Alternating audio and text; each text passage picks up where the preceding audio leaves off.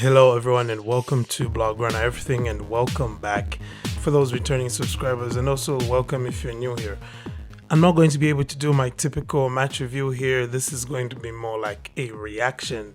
Yes, I'll just be reacting to Barcelona's 2-2 draw against Granada. This match coming, of course, off of that 1-0 win against Porto, which Barcelona kind of got away with. And this time around, well, it's safe to say Barcelona were sufficiently, if not severely, punished for their errors and for their lack of cohesion at the back in just, a few moments. And those few moments actually do just come down to one player who was on the night quite untouchable and unplayable. I didn't know who Bryan Zaragoza was for this game. But, I apologize for not being familiar with your game, Mr. Zaragoza. And, well, Barcelona fans, it looks like we have ourselves a new Morales, a new Comandante, a new Iñaki Williams to torment us. Because, we always have one of those guys who scores against us, a Iago Aspas, whenever we play these smaller teams. And it looks like this kid, if he stays at Granada anyway, that's going to be his bag. He's going to be the guy who torments FC Barcelona, because he could have easily have had a hat-trick in this game. But despite all of that, I think Barca had more than enough from this match to have won it. And because of that, it's very disappointing. Very, very disappointing.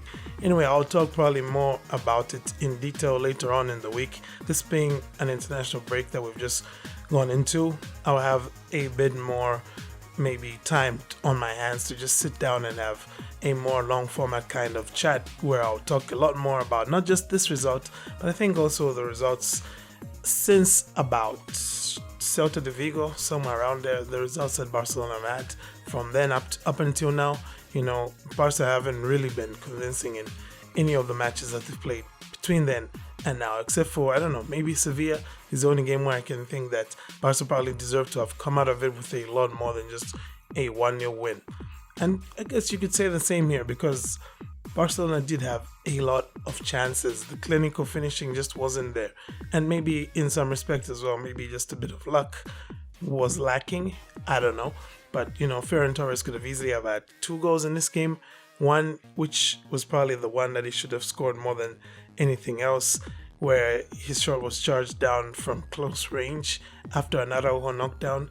And Araujo himself had a nice chance as well to have scored with a beautiful turn and then shot that he had after being set up by Ferran. And Xavi as well found himself in some space where he could have shot and scored on at least 2 occasions in this game. And then there's João Felix, who I felt was the man who deserves more than anybody else to score a goal. Actually, I think since about the Mallorca match, he's been deserving of a goal, which just has not come for one reason or another. This time around, he did actually put the goal on the back of the net, but it was disallowed for offside, which I guess you can't argue with the decision at the end of the day. It's been made. For me personally, I don't see any point in dwelling on saying, oh, that guy was offside. If it was a penalty call, maybe, yeah, because, it's like, for me, penalties not given are a bit more dubious than offsides where they've drawn the line and dude is like a millimeter ahead or something. Anywho, the result obviously isn't good news for Barca, because it means they won't keep pace with Real Madrid or Girona, mighty Girona, up at the top of La Liga. And it also means that Atletico Madrid closed the gap to them, and, well, so would have Real Sociedad. But the more worrying thing is, how would Barcelona handle themselves in the matches against those other top 4 teams? Because you could say that Real Madrid have definitely hit their stride, and Barca, of course, struggling with good reason, you could say, because right now the injury list just keeps on growing with every match that goes by. Seriously, against Sevilla, Rafinha went down. Against Porto, Lewandowski went down.